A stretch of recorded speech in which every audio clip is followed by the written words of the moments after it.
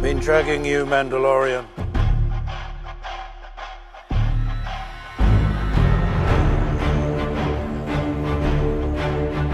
Hey everyone, how's it going? It's Ross here on MGF Customs. It's already February and I'm back with a new Mandalorian Season 2 Showcase update video. This time we're covering parts of the process to make Boba Fett. Oh, and this video was supposed to come out a little bit sooner, but a tree fell and crushed our garage right next to my room, so got a little sidetracked, but I'm still alive. And by the way, when I am thought dead, I mean you can always follow me over on my second channel, Instagram, or really any of my other pages when I'm not posting on my main channel. But honestly, just been vibing and working on my customizing process for the most part. And I was going to work on Ahsoka next, but I poured all my effort into Boba Fett instead, and I've been making some really good progress. I got the figure painted and done up to a point where I was able to finally post the preview pictures over on my other pages, so it's been pretty great. And I'm sure a few of you guys remember the original Boba Fett helmet debacle after Chapter 14 when I used that knockoff Boba helmet to make my own really quick, thinking I was getting a head start on the custom, only to get to Chapter 15, the Believer, and Boba stepped off the Slave One with a brand new paint job, and it was a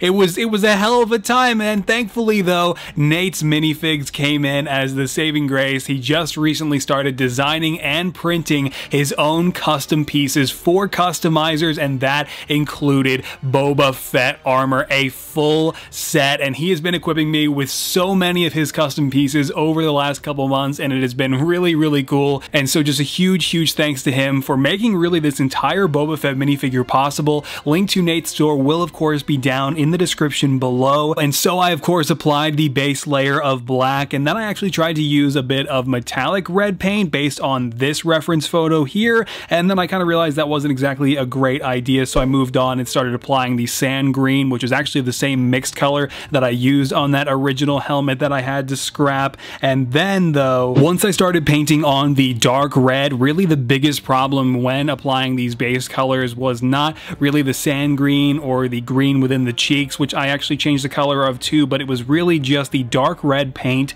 seeping into the visor. That was really challenging because when doing customs like this, you're trying to keep the visor as clean as possible, but that dark red paint would continuously seep into the visor, and I would have to fill it in with more black and really try to keep it as clean as possible. Not an easy thing to maintain, but I managed it nonetheless. So now the modding and prepping process. While Nate's minifigs parts are massively helpful for customizers and really bypass all of the sculpting work now for making Mandalorian custom minifigures, there is still a process in which you have to glue all these parts in place on the minifigure, and it's actually a little bit more involved than you might think. It's not just taking these pieces and slapping them on with a bit of glue. In the case of Boba Fett, there were a myriad of different things that had to be done first, various mods and little things that had to be drilled out, and some preliminary sculpting work. So there were actually a few more steps here in prepping to apply these armor pieces. And before I even got started while hollowing out other helmets, I actually broke my original drill bit and decided it was finally time to invest in some proper drill bits and some micro drill bits for my Dremel. And I also got a separate hand drill too, which has been really helpful. Pretty standard one, but definitely does quite a lot. So with those new micro drill bits that I got attached to my Dremel now, I decided to try something a little bit ambitious with the rangefinder as part of Nate's minifigs Boba Fett set. And so I was wanting to figure out a really clean way to get this rangefinder onto the side of the helmet without gluing the micro magnets underneath the rangefinder, because I always figured that with, you know, however much glue or Procreate I would apply to that magnet, it would somehow break off at some point. So I had this idea of drilling the actual magnet into the rangefinder, drilling a micro hole in there for the micro magnets, and then doing the same thing on the helmet itself. And this was not an easy process. I didn't even know if these magnets would be strong enough to hold up the piece. I didn't know if this was really even possible at the scale, and thankfully with these new drill bits it absolutely was. There were some casualties.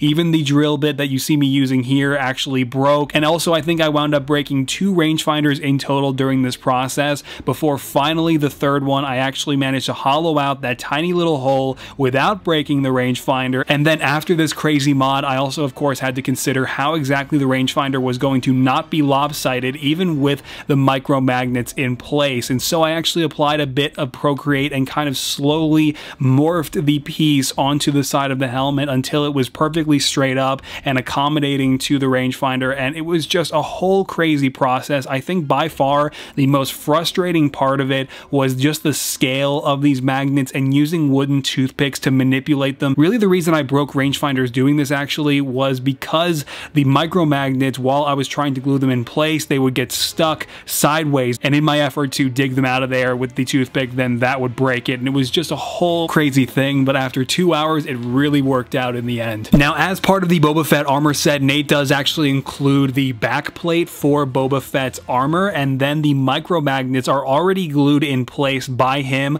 onto that back plate and then onto the jetpack. So I again wanted to drill some more holes, but this time I applied some paint to those magnets on that back plate and then marked off the spots on the back of Boba's torso, and then got to work drilling out 4 slots to hide those magnets within the torso, so that basically the magnets would be back behind and underneath the armor plate, but also inside the torso, but still able to house the jetpack, which also has a set of micro magnets on it. And this was not an easy process, and I honestly had less confidence doing this than I did doing the rangefinder mod, because I just thought that I was going to drill these slots right straight through the torso and just basically not be able to glue the magnets in, because it would just wind up being a mess. And I actually did kind of start to poke through the torso just a little bit doing this, but eventually I hollowed out all 4 slots just enough to where the plate with the magnets on the back safely rested inside, and I applied a ton of glue all over the back of the torso, and then I just jammed this plate onto the back and held it there until it was fully sealed in place. But there were still more micro holes to be drilled for this minifigure, including some on his gauntlet, because Boba Fett has like 3 wires that run from his gauntlet and then up and back behind his right shoulder pad. So to achieve this, I decided to drill out each of those 3 slots into the gauntlet itself, because I knew I didn't want to just cheap out and glue these wires onto the arm. I wanted them to actually be attached to that gauntlet somehow, and so this was the way. No pun intended there, but regardless, I also had to drill out a space underneath the right shoulder pad to accommodate these wires, which by the way were just really tiny pieces of thread that I would wind up using some glue on, basically just taking a toothpick and then just dropping glue into each of those slots and eventually underneath the shoulder pad to secure these in place. Again, did not know if any of this would wind up working out, but thankfully it did, and I'm super proud of it. Then once everything was safely and securely glued in place, and I actually wound up also reinforcing some of these armor pieces by applying thick layers of gloss paint around them too before the base layer, but I realized I actually painted the base layers of black a little bit too soon because I forgot I still had to sculpt the scarf, and so I was like, okay, well, I kind of already got started painting, which is never a good thing. You always want to be fully done sculpting before you apply any paint. Regardless, I took a little hoop of Procreate and kind of sized it up to make sure that it was kind of, you know, just generally had the diameter of a minifigure torso and really wasn't going to be too much. And so I basically then just dropped it on there, and then with my push pin just started kind of morphing it into place and onto the torso, and I slowly started to engrave the sort of wrinkles around the piece as I was integrating it onto the torso. And so this was definitely a really fun process actually,